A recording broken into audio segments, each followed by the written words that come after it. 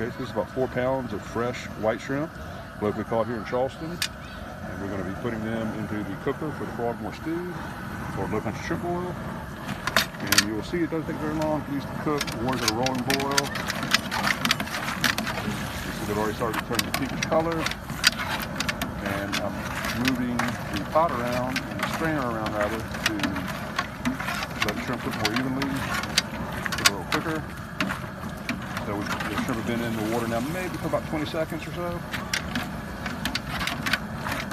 These are large sized white shrimp. Now I'm going to let them cook for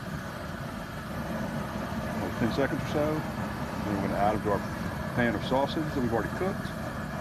So you'll see that at a rolling boil, all the shrimp is cooked in well under a minute.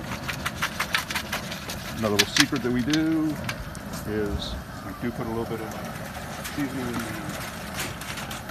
the water for the smell, but most of it's going to all just get washed off. So after you dump the shrimp out, I'll to season them again with either Old Bay or Zatarans or whatever mix you prefer.